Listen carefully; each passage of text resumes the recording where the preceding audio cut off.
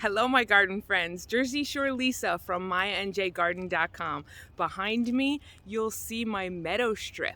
And that is an area of the garden that is very wild. I call it my no-mow zone. This is really to protect the Barnegat Bay. It stops the runoff from coming down my sloped front yard, and it really captures all the nutrients and any pollutants that might be found coming from my downspouts on my house. Let me show you what's planted in there and how it's growing in June 2022.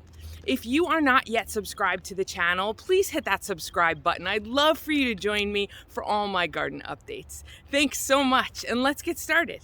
I think of this as a riparian zone because our yard, you can see here, is on a pretty steep slope. So a lot of water from rain events cascades down the yard, and I wanted to do what I could to keep the water on my property. This has filled in a lot over the last 3 years, and I'm really happy with what's happening here. These are some ditch lilies that I picked up out of the woods nearby. There's a peony. This is a nice clump of yarrow that's blooming now. There's a hibiscus here that's come back. Those die to the ground every year and they come back beautifully. This is a sweet cherry. It hasn't flowered or bloomed yet, but I imagine next year will be the year. This is 2 years in the ground now. Here is a native monarda. It's a bee balm.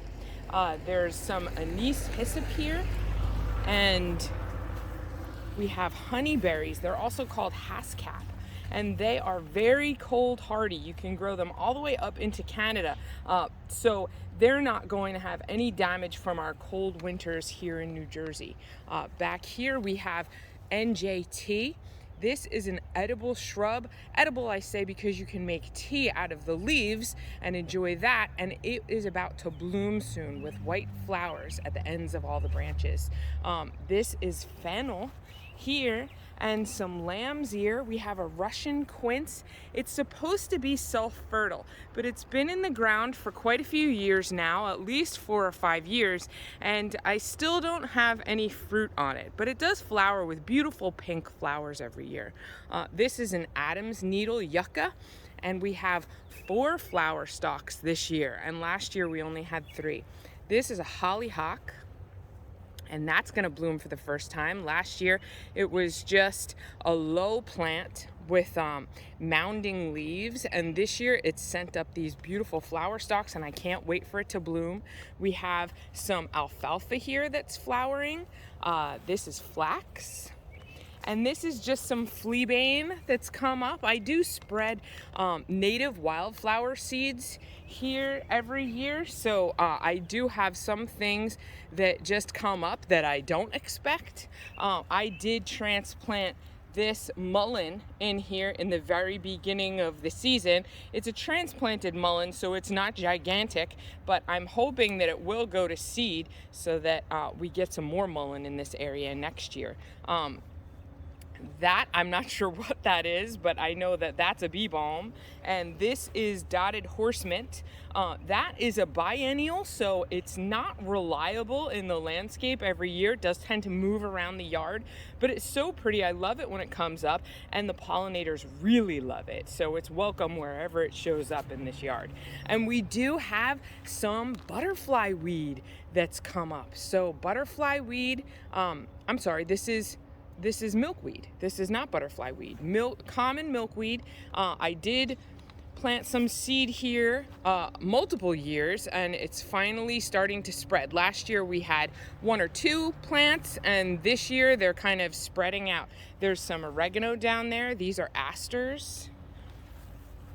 And some more fennel, some comfrey.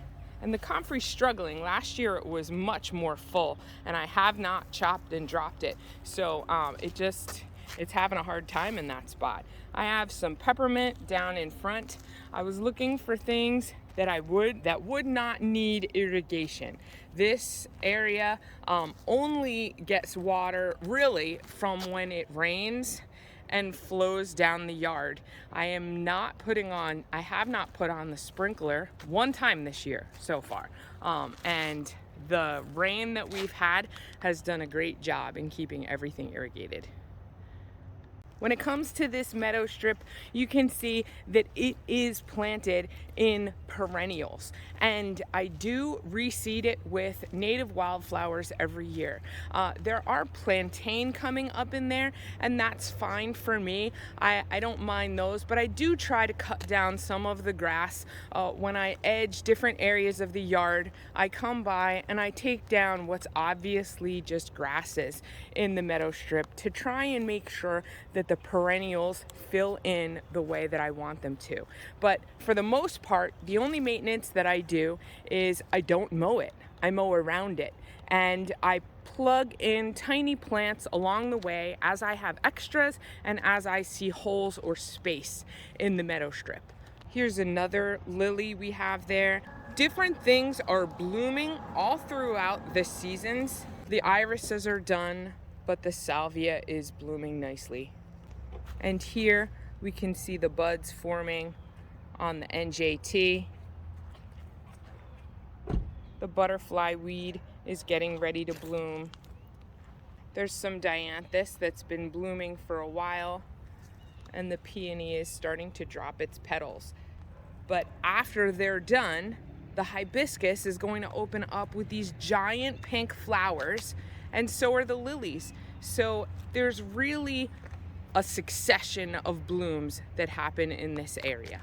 I have been frustrated by delivery people kind of tromping through this area. I don't tend to walk in my flower beds, and it's hard to tell, especially in the very early spring, that this is actually an area where chosen things are growing. So they do tend to walk through it, and I kind of shake my fists a little bit. I understand why they would be confused that I wouldn't want this area to get walked on. So I really should put up a little bit of signage or a soft fence to kind of delineate a border in this area, especially in early spring.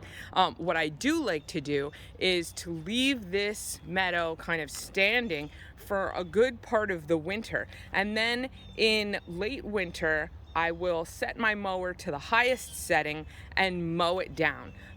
There are going to be some woodier things that come up in this area, especially the hibiscus. You can't really mow down the very stick kind of stems that happen on the hibiscus, so I cut them down with loppers first before I mow. But for the most part, I'm able to mow at least up to the mailbox here, and that allows everything to have a good start, especially anything that may have reseeded over the season. That kind of creates a mulched area here and allows those seeds to get started and not be shaded out by taller, spent plants from the year before. Do you have any no-mow areas in your yard? How do you maintain those areas? And do you do any purposeful planting there, or do you just wait to see what comes up? I love seeing the pollinators enjoy this part of the yard, and I know that I'm protecting the Barnegat Bay from runoff that comes from my property. Thanks so much for watching, everybody. Happy gardening. See you soon.